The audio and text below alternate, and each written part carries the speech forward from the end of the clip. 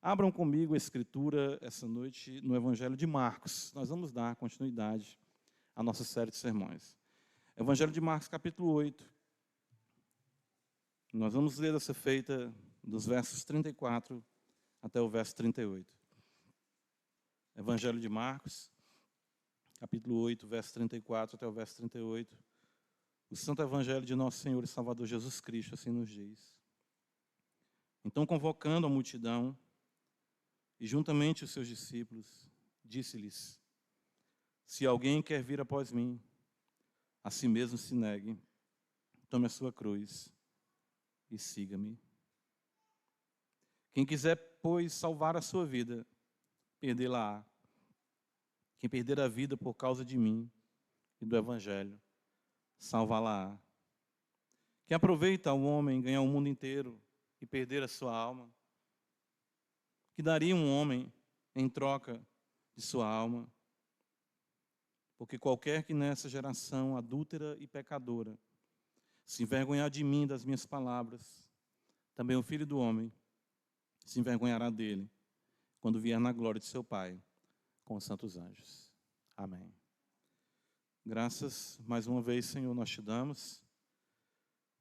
E nós te pedimos que essa noite, mais uma vez, tu possa trovejar, como nós cantamos aqui. Troveja o Deus da glória, porque a voz do Senhor é que despedaça os cedros do Líbano. Não existe coração duro que resista à voz do Senhor. Não existe mágoa que não possa ser dissolvida, destruída essa noite pela voz do Senhor. Não existe tristeza que não possa saltar de alegria na presença do Senhor. Não existe fraqueza na qual o Senhor não possa manifestar o seu poder.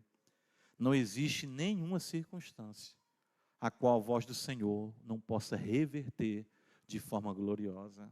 Então, Senhor, mais uma vez, se conosco e faz o que te apraz, que é glorificar o teu Filho no poder do Espírito Santo. Assim nós oramos em nome de Jesus. Amém. Irmãos, a visão se intensifica. Lembra que nós estamos caminhando assim, considerando que a visão está se intensificando e que a audição também está cada vez mais aguçada. Lembra? Vamos lembrar aqui, perceba, Evangelho de Marcos capítulo 7, um milagre que unicamente Marcos registra no final do capítulo, a cura de um surdo e gago, em que Jesus coloca seus dedos nos ouvidos dele e diz: Efatá, abre-te. E na sequência nós vemos, então, o Senhor multiplicar os pães e os discípulos ainda não entendem as coisas muito bem. Eles, de onde haverá pão para saciar esse povo? E Jesus já tinha feito isso. E quando o Senhor entra com eles no barco para atravessar para o outro lado do mar, da Galileia, então o Senhor fala: cuidado com o fermento dos fariseus, de Herodes, enfim. E eles ficam: porque a gente não trouxe pão. E Jesus diz: que é isso? Vocês não entenderam ainda, não, tem olhos e não vedes, tem ouvidos e não ouvi, não viste o que eu fiz, ou seja, vocês estão tendo dificuldade de entender. E então, Marcos registra, no capítulo 8, verso 22 em diante, a cura de um cego de Betsaida. Isso aqui é marcante, porque de fato nós chegamos aqui no meio do Evangelho de Marcos, e é o que o Senhor quer nos mostrar. Marcos, conduzido pelo Espírito, é que a visão dos discípulos começa a ficar mais clara. Seus ouvidos vão ficar mais aguçados. O cego de Betsaida é curado em 2 etapas, né? O Senhor toca ali nele, enfim, como nós vemos aqui, aplica de fato saliva e ele vê os homens como árvores. A visão ainda estava um tanto turva, mas o Senhor toca nele novamente, ele vê. E isso é maravilhoso porque, como nós vimos, isso nos ensina a realidade paulatina do crescimento na fé, do progresso do aprendizado na fé, que foi pertinente, ou seja, que foi real com os discípulos e é real com todos os crentes. Todos nós demoramos a ouvir, é por isso que você vai ver, olha como a Escritura é bela. Nas cartas às 7 igrejas da Ásia, em Apocalipse 2 e 3, constantemente o próprio Senhor Jesus diz: quem tem ouvidos, no final de cada carta a cada igreja, ele diz, quem tem ouvidos, ouça. Quem tem ouvidos, ouça. Por 7 vezes ali. Quer dizer, é fatar, é fatar, é fatar. Né? E aí nós vemos, então, aqui que o Senhor quer agora tornar para eles mais clara a visão de quem Ele é. Porque, de fato, isso é determinante no cristianismo. Saber quem Cristo é. Sermos cristãos, não apenas, enfim, com uma ideia ou seguir uma multidão. Então, Jesus, vão perceber os irmãos que ele pergunta no verso 27, que dizem os homens que eu sou? Então, ele já está ali, né, melhorando o foco. E os discípulos, alguns dizem que tu é Elias, um dos profetas. João Batista, né, a tese de Herodes, foi João Batista que eu matei e voltou, ressuscitou. Aí Jesus pergunta a Pedro, e vós, quem dizeis que eu sou? Aí Pedro diz, tu és o Cristo de Deus. Ou seja, a visão ficou mais clara, ficou mais intensa. Porém, mesmo que a visão fique clara, isso não quer dizer que nós não enfrentemos, vamos dizer, percalços e dificuldades, porque o inimigo se levantará. E o inimigo se levanta de forma muito sutil. Nós vimos isso no texto de Marcos, capítulo 8, do verso 31 ao verso 33, quando, embora Pedro há pouco tivesse sido usado pelo Espírito para afirmar a divindade de Cristo, reconhecendo ele como Messias, como revelação do Espírito, ele agora tenta impedir Cristo de ir à cruz.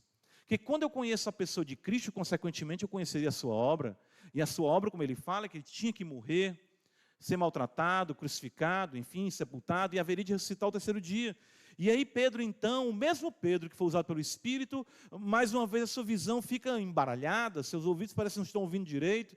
Não, mestre, isso de maneira nenhuma te acontecerá. E nós falamos disso, observando os sofismas, arrazoados, que parecem até coerentes, lógicos, mas que estão na contramão da mente de Cristo. Por isso que Jesus fala, arreda Satanás. Todo tipo de filosofia, de conceito, de ideia, de pensamento que desvia da cruz, que traz mais uma perspectiva humanista, uma visão de mundo que não passa pela lente da cruz de Cristo, tem sua origem no diabo. E nós vimos que não é necessário que o diabo entre na pessoa, porque o diabo não entrou em Pedro, o diabo entrou em Judas, não em Pedro. Pedro era um eleito de Deus, Judas não, era filho da perdição.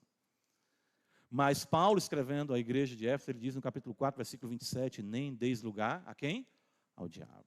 Então nós vimos como isso realmente é o percalço que nós enfrentamos na nossa visão mais intensa das coisas. O inimigo sempre estará ali, trazendo percepções distorcidas, ensinamentos que parecem tão corretos. Às vezes você ouve uma pregação, você acha tão maravilhosa na internet, quando você passa um tempo, 1 ano, 2 anos depois, ouvindo pregações positivas, você vai dizer, eu estava encantado com apenas uma psicologia, uma oratória que estava sendo apresentada ali, que não há evangelho, não há cruz. É por isso que Paulo vai dizer aos Coríntios, capítulo 2, né, a sua primeira epístola, eu nada me propus saber entre vós, senão Cristo e este o quê? Crucificado. Cristo e este crucificado. Cristo e este crucificado. Cristo e este crucificado. Então a visão se intensifica, percebam. E uma vez que eu compreendo quem Ele é, uma vez que eu compreendo o que Ele veio fazer e o que Ele está fazendo, é cada vez mais necessário que essa visão do Cristo de Deus se aplique à minha vida. Não apenas como um conceito também, mas sim como viver de um discípulo do Senhor e Salvador Jesus Cristo. É por isso então que você vai observar, a partir do versículo 34, depois que Jesus fala quem Ele é, da sua obra, Ele então vai dizer, agora de forma muito aberta, quem de fato são os seus discípulos. Diante de quem Ele é, diante da sua obra, quem são os seus discípulos? O que significa seguir a Cristo? O que demanda isso de nós? O que se espera dos que de fato veem quem Ele é, que entendem a sua obra? Então, Marcos nos apresenta isso. E claro, Cristo ali falando para os seus discípulos. Verso 34, então, observa comigo, está escrito convocando a multidão.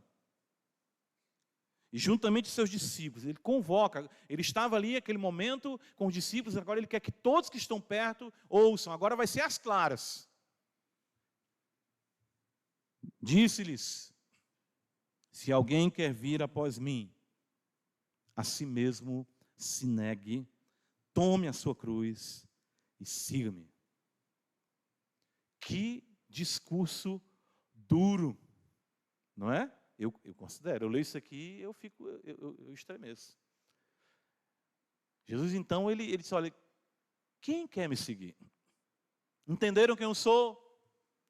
Entenderam que eu não sou alguém, ou uma ideia, ou alguém concebido pela mente de vocês?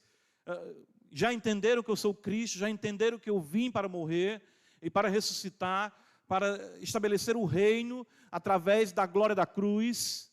Não de glória nem de poder humano, porque o poder se aperfeiçoa na fraqueza. O reino de Deus é uma total inversão da percepção humana. Entenderam tudo isso?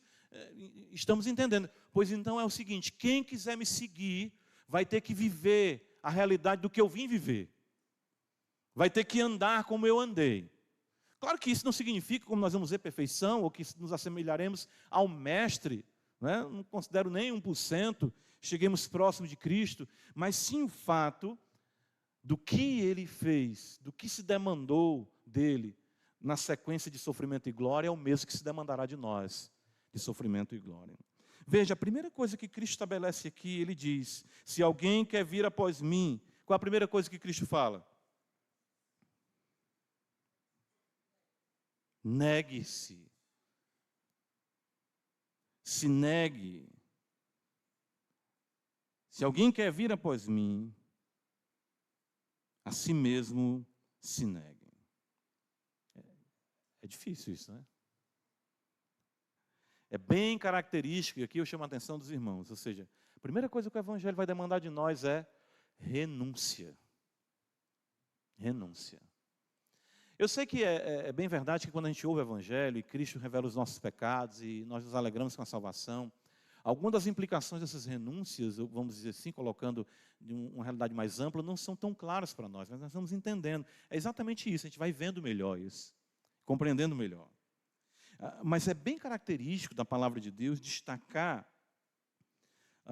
no que não consiste, em primeiro lugar, uma vida de acordo com a vontade de Deus. O que eu estou querendo dizer aqui para os irmãos? Não é a afirmação, não é de afirmação que o homem precisa. Interessante. O homem não precisa ouvir primariamente que ele tem que se afirmar, que ele tem que se resolver. Isso é muito coach, né? Na verdade, né? Você precisa entender, se valorize, acorde e diga que você é um vencedor, acorde em frente, enfim, não aceite a tristeza, não aceite. As técnicas hoje, as filosofias vão sempre tratar de se exaltar o ego. Todos os caminhos criados pelo homem consistem em afirmar o seu valor, consistem em afirmar o seu potencial, mas o Evangelho destaca primariamente a sua ruína, destaca primariamente a sua perdição, sua sandice, na sua inimizade contra Deus. O que o Evangelho, o que Cristo está dizendo é que toda a sua vida, né, para que ela esteja de acordo com a minha, ela precisa colocar nela um não. Tudo que você pensa que é certo está errado na sua vida. Negue-se. Isso não é fácil, irmãos. Isso não é fácil. Mas é isso que Cristo está dizendo.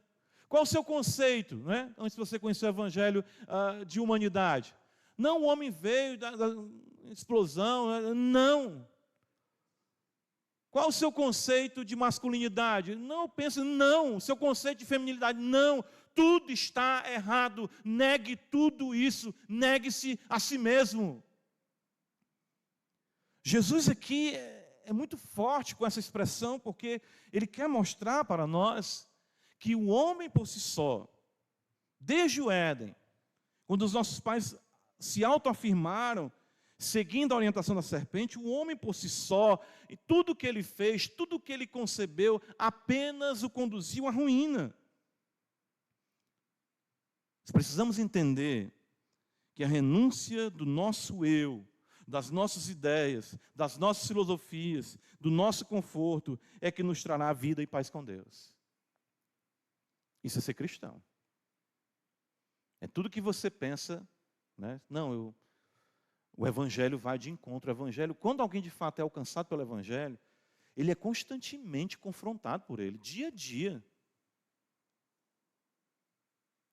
Acho interessante que já nos 10 mandamentos, nós podemos observar que na aliança de Deus com o homem homem só é feliz em renúncia, em autonegação, no mortificar das suas vontades ante a palavra de Deus. Lembra das 10 palavras, com exceção de 2, todas elas começam dizendo o quê? Não. Negue.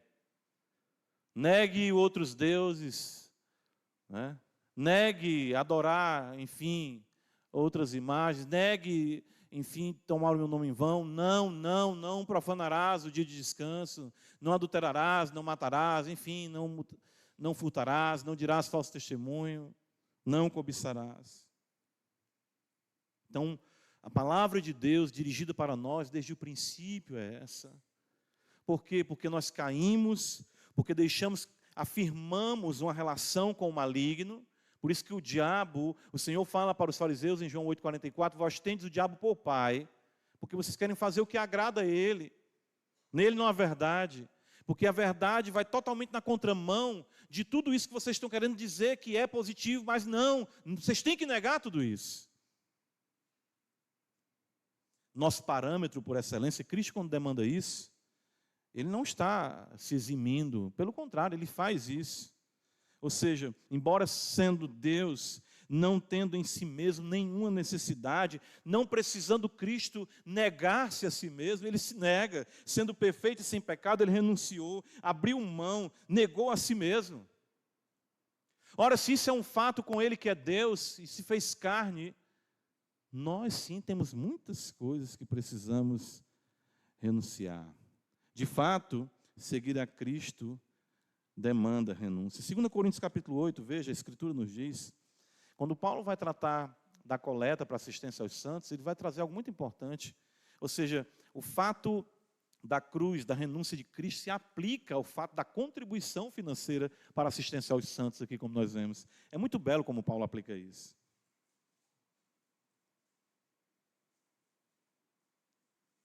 Ele diz assim, 2 Coríntios capítulo 8, verso 9, pois conheceis a graça, está escrito, de nosso Senhor Jesus Cristo, que sendo rico, se fez o quê? Se fez pobre, por amor de vós, para que pela sua pobreza vos tornasseis ricos. Ele abre mão da sua riqueza, ele se torna pobre, ele renuncia, ele nega. E Paulo quer mover a igreja, mover os santos a essa percepção. Filipenses capítulo 2, que é o texto clássico, que trata disso, Paulo vai dizer também no capítulo 2, versículo 5 de Filipenses 2, tende em vós o mesmo sentimento que houve também em Cristo Jesus, pois ele, subsistindo em forma de Deus, não julgou como usurpação ser igual a Deus. Antes a si mesmo se esvaziou, assumindo a forma de servo, tornando-se em semelhança de homens e reconhecido em figura humana. A si mesmo se humilhou, tornando-se obediente até a morte, e morte de cruz, é o que está no contexto. Negar-se ao ponto de ir até a cruz, mesmo sendo perfeito.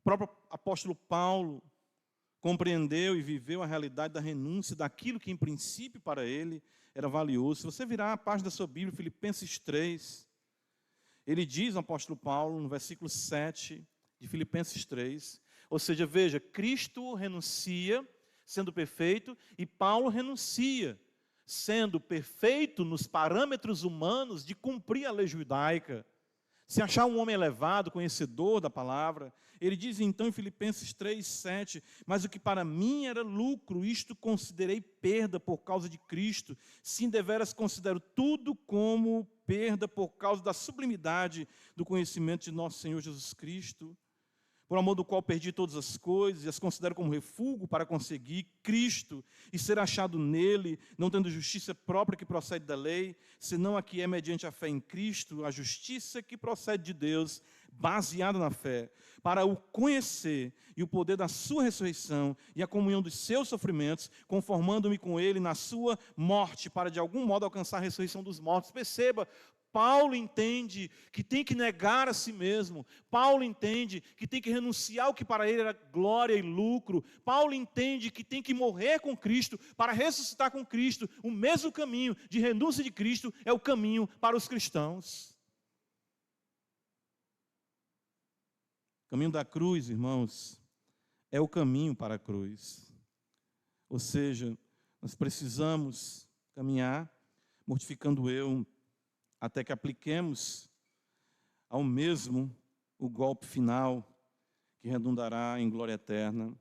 Escrevendo aos Coríntios, no capítulo 9, o apóstolo Paulo diz, nessa primeira epístola, falando também, pregar o evangelho, e claro que isso envolve também a renúncia. Paulo diz, no versículo 25, de 1 Coríntios 9, todo atleta em tudo se domina, aqueles para alcançar uma glória, uma coroa corruptível, nós, porém, a incorruptível. Assim corro também eu, não sem meta, assim luto não como que desferindo golpes no ar, mas esmurro o meu corpo e o reduzo à escravidão, para que, tendo pregado a outros, não venha eu mesmo a ser desqualificado. Se existe alguém em quem você tem que bater, claro que isso aqui não é, se penitenciar no contexto católico romano, ou mutilar o seu corpo, mas Paulo diz, esmurro o meu corpo. O que ele está querendo dizer é que ele lutava com ele mesmo. E isso caracteriza aqueles que entenderam que a vida cristã é uma vida de renúncia. Todos os dias nós queremos fazer coisas, falar coisas, enfim, queremos priorizar coisas que não estão de acordo com o Evangelho. Aí Jesus fala, se você quer me seguir, negue-se. Interessante que, quando nós lemos a Escritura, e de fato os textos que tratam da sua natureza divina, 1 Timóteo, abre comigo capítulo 3, que é o texto, vamos dizer assim, clássico para a nossa compreensão da natureza divina das Escrituras. Olha como a relação com a Bíblia também é assim. Ou seja, uma vez que nós seguimos a Cristo, a leitura da Bíblia, e eu concordo demais com Jonathan Edwards, é uma leitura sempre contra você. É uma leitura que sempre vai denunciar você. Né? Quando você lê o Salmo, diz, Senhor, quando os perversos se levantarem, aí você tem que orar dizendo assim, Senhor, que eu não seja um desses perversos. Senhor, eu tenho um potencial para ser pior do que todos esses perversos que o salmista está falando. Dentro de mim é um perverso que quer se levantar todo dia. Mata esse perverso, não seja eu perverso. Quando os perversos se levantarem e desandarem a sua língua contra mim, ó Senhor, eu tenho capacidade de desandar a língua contra os irmãos. Não deixe eu de maneira nenhuma ser aquele que seja instrumento de perversidade, açoitando o meu próximo com a língua. Refreia a minha língua, ou língua má, ou língua ferina, ou coração terrível. Senhor, eu tenho potencial para destruir a minha casa com a minha língua. Tenho potencial para destruir a minha empresa, destruir a igreja com a minha língua. Guarda-me, Senhor, de ser perverso. Paulo, escrevendo em 1 Timóteo 3, veja a beleza disso. Quando ele fala, né, da Escritura, primeira epístola, aliás, 2 Timóteo, capítulo 3, perdão. Quando Paulo fala da Escritura, ele diz, versículo 16, toda Escritura é inspirada por Deus e útil para o ensino. Mas esse ensino, a primeira coisa que ele traz é o quê? O que é que está escrito aí? Para o quê? Repreensão.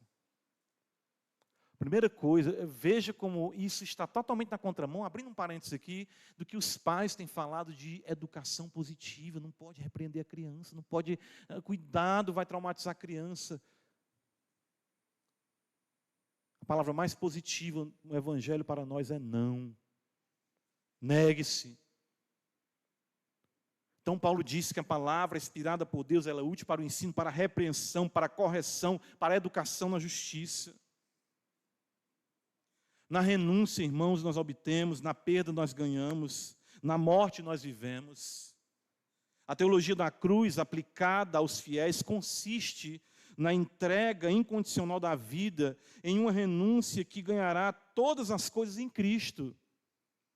Começando pelo próprio ser e se consumando, claro, visivelmente no cosmos, no novo céu, na nova terra. É por isso que a Escritura diz isso, o Senhor fala, bem-aventurados os mansos. Eu sendo manso, eu renuncio meus direitos, eu renuncio aos meus deveres, eu engulo muita coisa. Bem-aventurados os mansos. Complete, que aqui diz a bem-aventurança. Porque eles herdarão o quê? A terra. Ganhe seu coração e você ganhará o mundo inteiro. No novo céu, a nova terra com Cristo Jesus. Por isso que a Escritura vai dizer, né? Exatamente isso. Que tudo que se deve guardar, nós devemos guardar o nosso coração. Você entende que seguir a Cristo demanda a renúncia de si mesmo.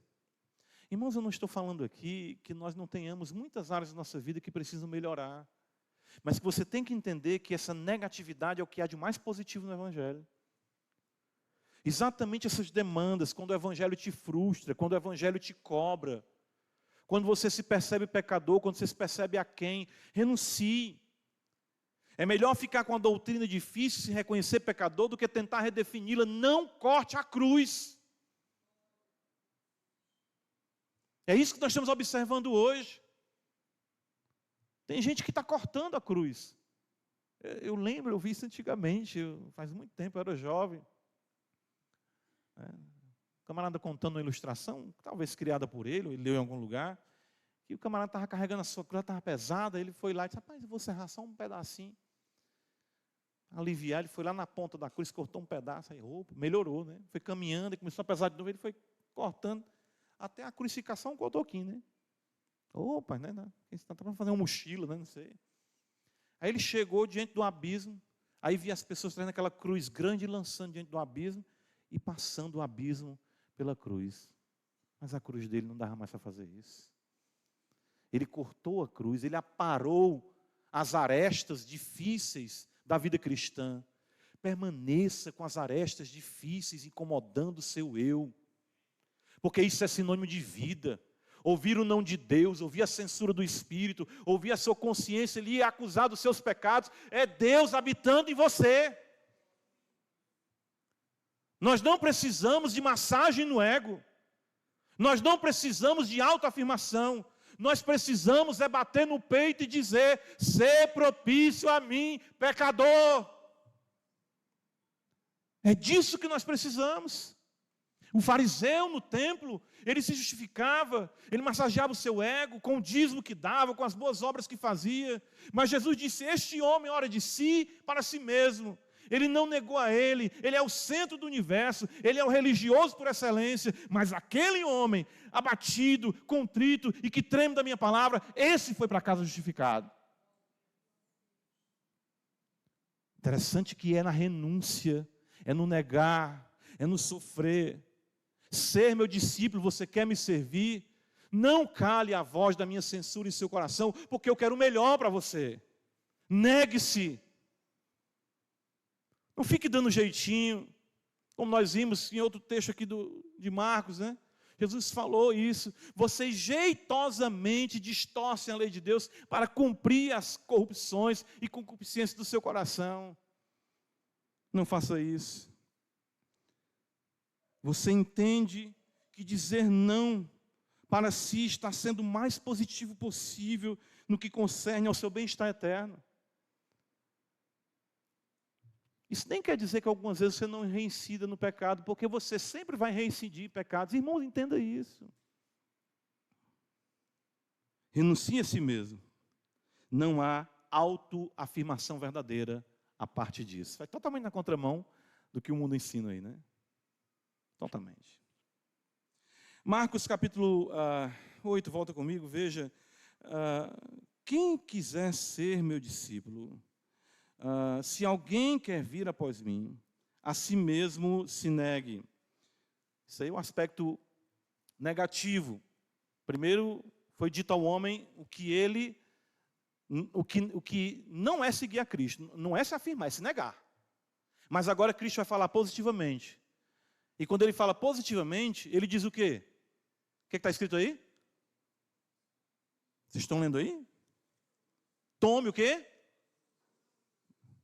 Que é isso, Jesus? Isso aí é o positivo. Quando ele vai dizer, o que você tem que fazer de forma negativa? Se negar. Ok, Senhor. E agora o que é que eu faço? Tome a sua cruz. Oh, meu Deus. É interessante observar que ao afirmar o que o homem tem que fazer, ou seja, o lado positivo do discipulado, ele considera algo que é muito negativo também. E aqui, irmãos, é interessante uma coisa, porque acontece de se redefinir a cruz com muitas coisas, né? Existe aquele equívoco de que a gente observa alguns irmãos, irmão, vou para casa porque o meu abençoado, a minha cruz está lá em casa, né? Não é isso, né? Eu sei que às vezes a pessoa até é pior do que uma cruz, né? Não. Né? Aí a gente diz, rapaz, é tudo. Como é que tá, irmã? Como é que tá o seu filho? Está lá, minha cruz, né? Não, irmão. Quando os discípulos ouvem isso a primeira vez, e aí eu concordo com a maioria dos comentaristas que afirmam isso. O que Jesus está dizendo para os discípulos é: vocês têm que morrer. Eita, pastor, o negócio está ficando mais difícil, né? Aí eu disse assim, eu digo, ainda tem mais. Tomar a cruz, irmão, Jesus aqui não está falando de forma, vamos dizer assim, primariamente metafórica. Porque ele de fato ia tomar a cruz, e embora nem todos morressem morte de cruz, alguns morreram, né? A gente sabe de Pedro ou outro mais, mas o fato é morrer.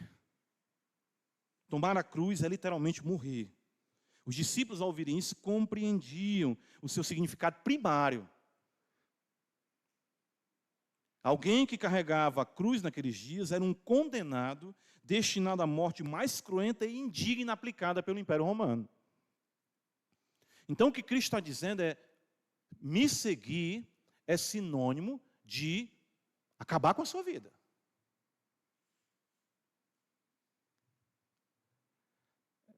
Não é fácil. E é isso que ele queria que os discípulos entendessem, porque ele veio para isso.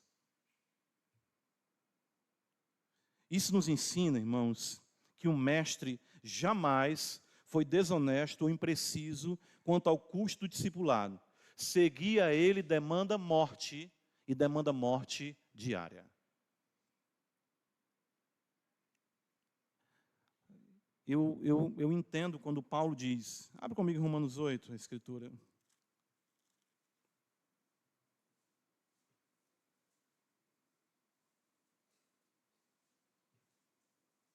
Romanos capítulo 8.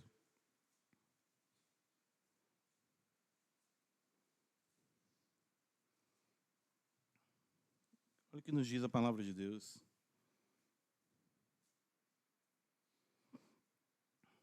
Versículo 35, é muito belo, né?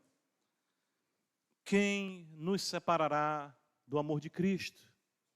Essa é uma pergunta retórica. Ninguém. Aí Paulo ainda diz, será a tribulação? Né? Dá para a gente fazer até um coro, né? Será a tribulação? Não. Angústia? Não. Perseguição? Não. Fome? Não. Nudez? Não. Perigo? Não. Espada? Não. Que bênção, não é? Mas pensa em todas essas coisas aqui. Tribulação, angústia, perseguição, fome, nudez, perigo e espada. Algumas delas matam aos poucos e algumas delas matam imediatamente, mas todas elas matam. Por isso que Paulo diz na sequência, como está escrito, por amor de ti, somos entregues à morte, com que frequência?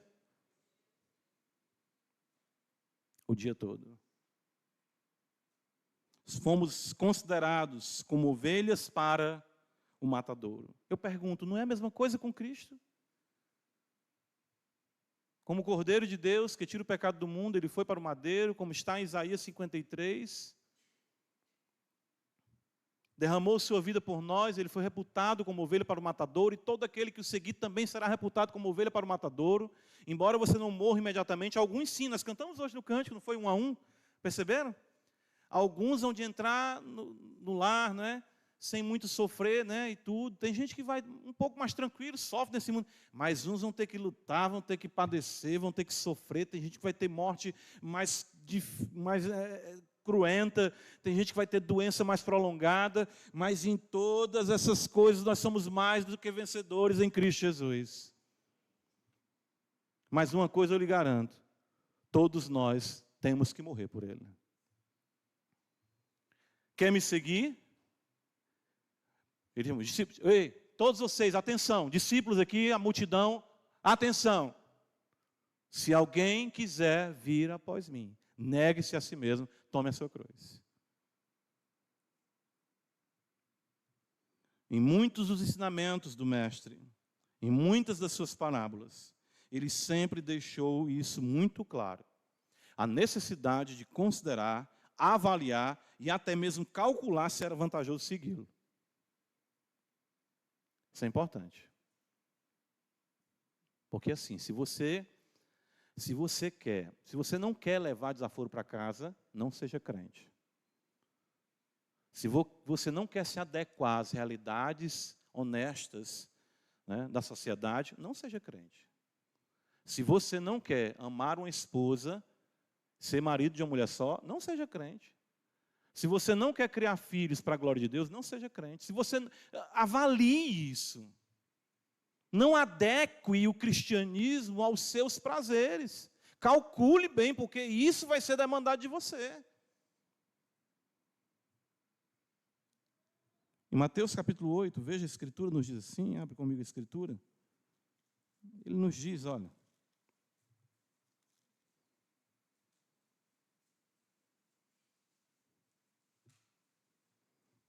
Mas Jesus lhes respondeu, Mateus 8, 20. As raposas têm seus covis, as aves dos céus, ninhos, mas o Filho do Homem não tem onde reclinar a cabeça. E isso ele está dizendo dentro de um contexto de pessoas que queriam segui-lo. Entenda que me seguir pode ser uma incerteza para a sua vida no momento. Eu vim não para ter a estabilidade mundana. A vida cristã, ela de um certo modo é instável. Eu creio que os irmãos entendem o que eu estou querendo dizer. Porque a nossa vida, ela está nas mãos de Deus. E de repente o Senhor, Ele pode nos ferir, Ele pode nos curar, pode nos abater. Ele fez isso com Jó. Os irmãos lembram da parábola ali em Lucas, né? Mas o texto discipulado, né, em Lucas capítulo 14, eu ia falar da parábola, mas é aquela que ele diz, né, para exatamente você considerar se você pode construir de fato a torre. A gente vê isso hoje, né? A gente falou sobre isso na Assembleia. A pessoa vem, aquela empolgação, começa o projeto da torre e tudo. Aí, de repente, eu disse, mas cadê? Não, deixou a torre aí. Não. E aí? Não, começou, mas não terminou. Ou então, se você tem condições de enfrentar um exército que vem contra você, num número maior, sei lá, com 100 mil homens, você está com 10 mil, tem condições de vencer esse exército, e vir embaixadas de paz, fica no seu lugar. Eu não quero os desconfortos da vida cristã, então não seja cristão. Agora, querer redefinir o evangelho, isso é de certo modo, uma covardia, uma desonestidade. Jesus fala em Lucas, abre comigo Lucas, capítulo 14, esse texto eu acho assim impressionante, porque o que todo líder, né, vamos dizer assim, o que todo, vamos colocar, líder religioso quer, exatamente são multidões. Ele não vai desmotivar, dissuadir, ele quer mais e mais, e por conta disso nós vemos que mesmo no nosso contexto, que se afirma evangélico, muitos negociam a verdade para manter as multidões, porque multidão é sinônimo de poder, sinônimo de status e, claro, sinônimo de enriquecimento também. Lucas 14, versículo 25, está escrito, grandes multidões o acompanhavam, e ele, voltando-se, lhes disse, se alguém vem a mim e não aborrece seu pai, mãe, mulher, e filhos, irmãos, irmãs, e ainda sua própria vida, não pode ser meu discípulo. É uma maneira mais ainda clara de tomar a cruz, de renunciar.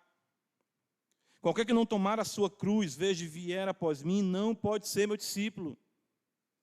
Pois qualquer de vós, né, pretendendo construir uma torre, ele fala isso que eu mencionei para os irmãos, e na sequência, veja, no versículo 33, assim, pois, todo aquele que dentre vós não renuncia a tudo que tem, o que é que ele fala? Não pode ser meu discípulo. Isso aqui vai totalmente na contramão das pessoas que ensinam um discurso mais positivo. Não diga que a pessoa não pode ser discípulo de Cristo, não faça isso, você desmotiva a pessoa. Mas ele mesmo diz, não pode ser meu discípulo, não pode ser meu discípulo, não pode ser meu discípulo, por 3 vezes. Paulo também fazia esse cálculo e ele avaliava. E ele chegou, sim, à conclusão de que, sim, valia a pena. Volta a Filipenses capítulo 3, o texto que nós lemos até o versículo número 11, não foi? Vamos ler um pouco mais, veja Filipenses capítulo 3. Paulo, então, vai dizer assim: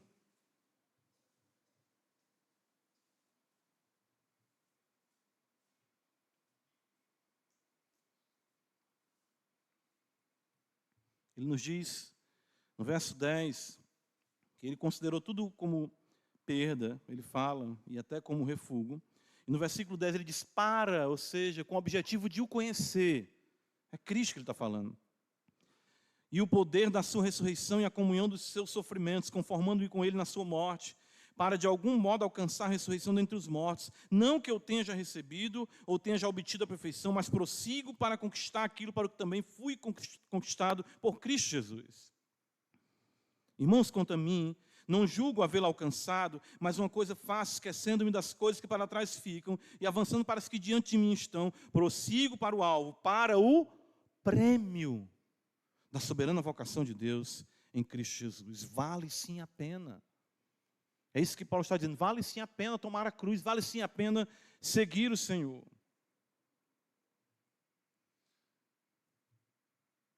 Paulo fazia esse exercício, ele calculava. 2 Coríntios capítulo 4, os irmãos conhecem o texto, mas abra comigo a escritura. Paulo vai dizer assim, veja, 2 Coríntios 4, verso 16 até o 18, Paulo diz, por isso não desanimamos, pelo contrário, mesmo que o nosso homem exterior se corrompa, contudo o nosso homem interior se renova de dia em dia, porque a nossa leve e momentânea tribulação produz para nós eterno peso de glória acima de toda comparação, não atentando nós às coisas que se veem, mas às que se não veem, porque as que se veem são temporais, as que se não veem são eternas. Paulo não está deixando de ser realista, como também Cristo foi. Me seguir demanda renúncia, me seguir demanda tomar a cruz. Entender que você vai padecer, você vai sofrer, você vai morrer dia a dia, mas quando você compara com a glória, tudo isso é pequeno à luz da eternidade preparada para os fiéis.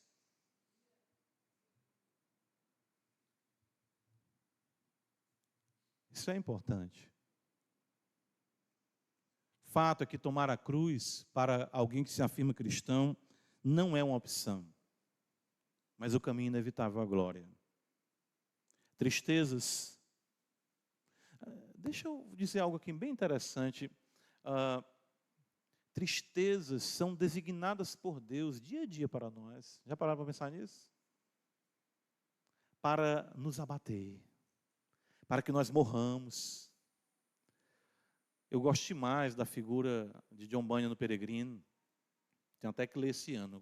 Eu gosto de seguir aquele exemplo disso. Pois todo ano ele lia o Peregrino. Eu nunca esqueço do solo enfeitiçado. Irmãos, no mundo existem muitas coisas boas. Existem muitos prazeres. E é interessante que na alegoria de Bunyan, o solo enfeitiçado está bem à frente, bem na caminhada cristã. Eles já estão chegando perto do céu. E os seres celestiais falam para ele, tenham cuidado com o solo enfeitiçado. E tenham cuidado com o adulador.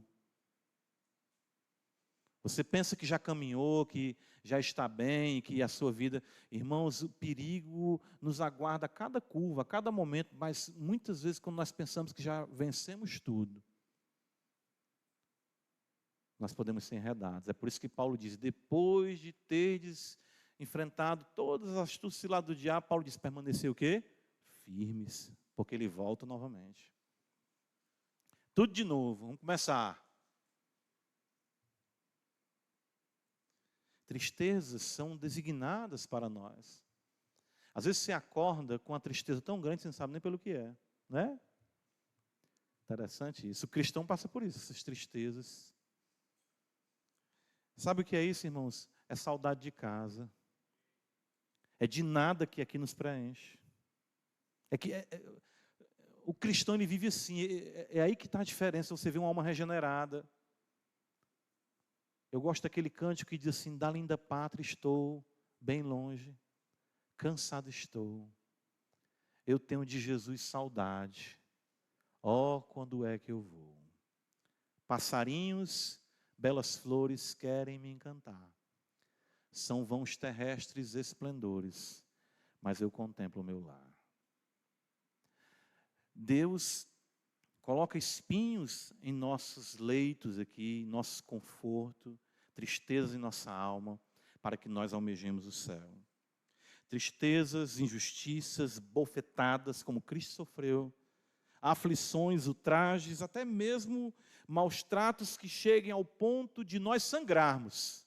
O autor aos Hebreus diz: na vossa luta contra o pecado ainda não resististes até o sangue, alguns sangrarão.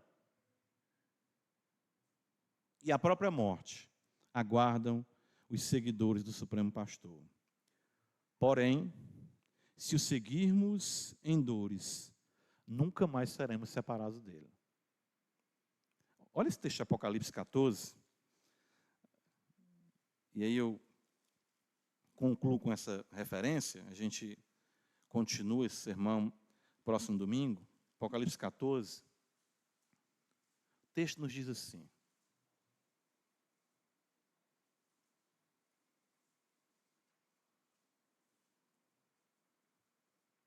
Apocalipse 14, verso 4. São estes os que não se macularam com mulheres, porque são castos. São eles os seguidores de quem? Lembra que a figura do cordeiro, quando João vê, logo no começo, vê o cordeiro ferido, né? Um cordeiro, é a figura exatamente de Cristo morrer e entregar a sua vida por nós.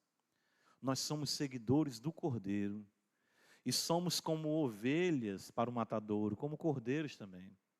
Olha a beleza disso. São eles os seguidores do cordeiro por onde quer que vá. São os que foram redimidos dentre os mortos, primícias para Deus e para o cordeiro.